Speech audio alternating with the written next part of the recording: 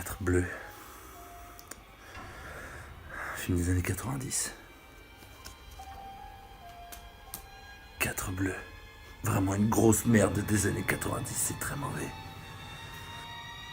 4 jaunes. Un vol américain. Genre une adaptation de manga ou quelque chose comme ça. Encore un 4 jaune. Un vol américain d'un très bon manga.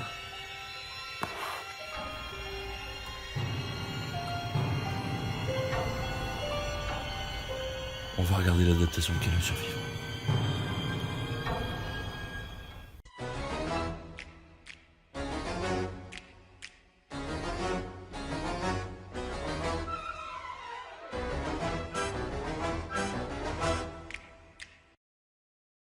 Bonjour à tous, ici on va parler nanar. Je pense que tout le monde sait ce que c'est un nanar, mais si ce terme resterait obscur pour certaines personnes, en gros, un nanar, c'est un film tellement pourri qu'il en devient drôle. North Star, la légende de Ken le survivant, Fist of the North Star dans son titre original, est un film d'action science-fiction sorti en 1995 et réalisé par Tony Randall, et c'est une adaptation du manga Hokuto no Ken de Buronson et Tetsuo Hara. Je suis un gros français de ses morts et j'apprends pas un truc quand c'est pas écrit en français.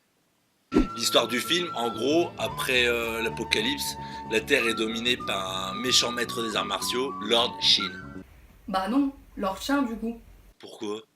T'es un gros français de ses morts ou pas? Et on fait tourner les serviettes. Ah ouais, et donc le grand maître de l'étoile du Nord, il se fait tuer, et Ken, il revient dans le game pour péter des gueules.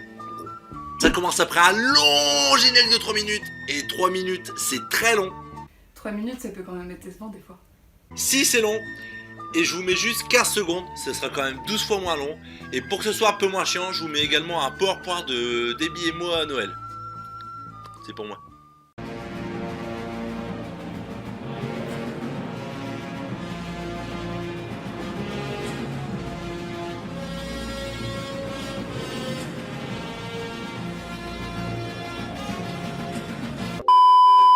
Donc le film débute après le décès de Johnny, une guerre nucléaire ou un autre truc du genre.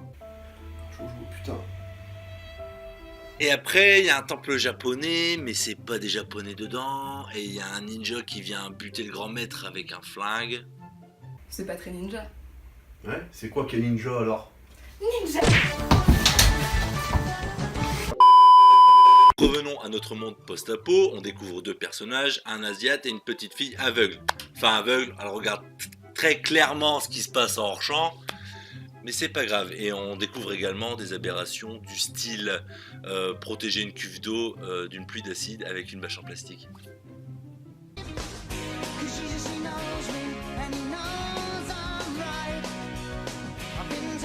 Et là, gros, il y a des méchants, ils sont très méchants. Et celui sur la moto là, il s'appelle Staline. Ensuite, on a le droit à la pire baston de tous les temps. La pire baston de tous les temps? Ça pourrait être le titre de ta vidéo en majuscule et tout. On a le droit à une très mauvaise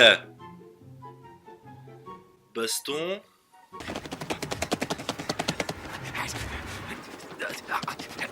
Où il n'y a même pas de musique de merde, genre de la vieille techno, même ça j'aurais été content. Tenez, regardez la scène avec de la vieille techno.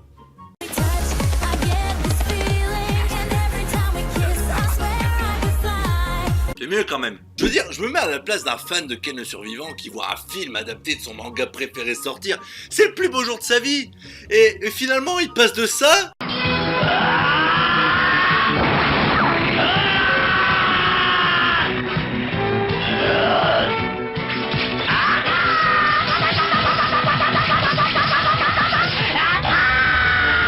à ça.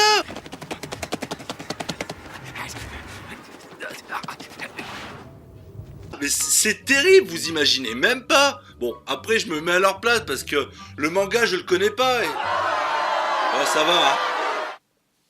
C'est pas dérangeant en fait, c'est un effet sonore. Donc voilà une bien belle baston de merde et le mec il explose à la fin, hein, comme on dit, l'essentiel c'est le résultat.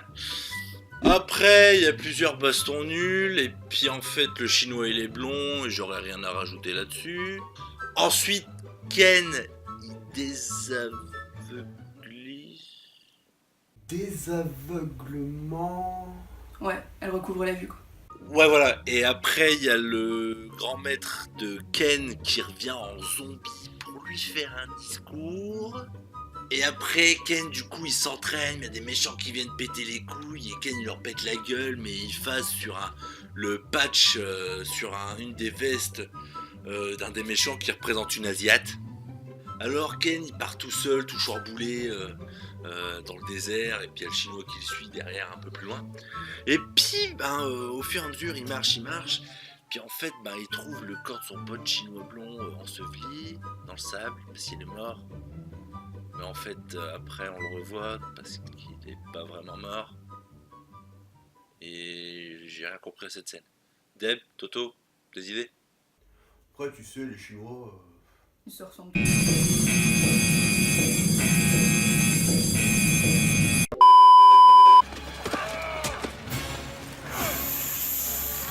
Vibe, plaisir prêt à vaper. Et il y a les méchants qui viennent péter les couilles dans la ville, mais Ken, il est plus là. Et là, la petite aveugle qui est plus aveugle, elle est sur le point de se faire guillotiner, mais en fait, ils la retiennent captive parce qu'elle sait où est Ken, et oh mon Dieu, que fait Staline?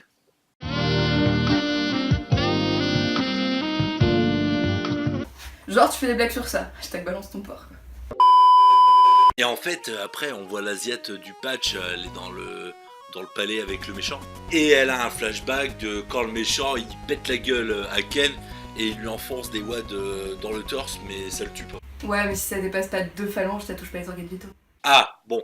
Après, Ken, il revient dans la ville, il pète la gueule au méchant, du coup, il arrive à délivrer la petite aveugle qui est plus aveugle. On va l'appeler la petite fille à partir de là, comme ça, ce sera un peu moins chiant. Ok, vous êtes d'accord? Du coup, la petite fille, elle s'enfuit, mais elle se fait attraper par un des sbires du méchant. Et le chinois, qui est pas mort, du coup, il arrive. Sauf que là, ce coup-ci, le sbire, il le tue, avec un petit canif. De plus de 2 phalanges, donc. Ouais, et après, Ken, il veut tuer le sbire. Mais en fait, la petite fille, c'est son père, le père de Ken, qui a pris possession du corps de la petite fille, qui lui dit de pas faire pour l'avenir du monde. Moi, après, je suis tenté de dire que c'est un sbire et on s'en bat les couilles. Du coup, il le fait pas, il va voir le grand méchant, il se tape, et puis le grand méchant, il est sur le point de gagner, il fout de la lumière et tout. Sauf que Ken, il voit une fleur qui pousse dans le carrelage. Du coup, il meurt pas de l'attaque mortelle, et comme le méchant il a plus de batterie qui fait plus de petite lumière, Ken il se relève, il lui pète la gueule. Ensuite il va faire un câlin à l'Asiate, il y a tous les sbires qui viennent se prosterner devant lui, et puis fin du film. Alors normalement 1h30 pour un film c'est une durée normale, sauf que là c'est long et chiant. Et il n'y a pas de thunes, et le scénario il est naze. Bon, il y a quand même les scènes importantes qui restent épiquement nulles, mais du coup drôles, mais on s'approche quand même du navet. Parce que je vous ai pas raconté cette scène de merde où il n'y a rien. Tu dois manger, mon ami. Tu y as droit. Tu es mon sang. Mon frère. Ton secret m'a été révélé, petit frère, dans une vision. Ou cette scène de merde où il n'y a rien. Ils sont comme des cochons à l'abattoir, ils crient beaucoup, mais ils ne peuvent rien faire. Que fuir. Et encore. Pourquoi tu me dis ça? Va faire ton travail.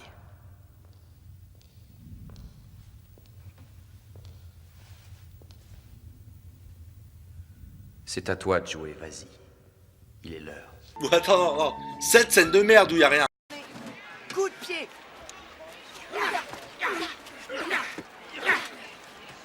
Qu'est-ce que tu fais? Ouais, toi, hein? Je veux voir ton pied plus haut que ta tête. Et toi aussi, j'ai dit plus haut. La tête, la tête, la tête. Ou encore... Stop! Ta gueule. Ta gueule. Ok, mais c'est 1h30 de ma vie que je rattraperai jamais, et je veux plus jamais que ça arrive à personne. Je vais t'anéantir, film de merde.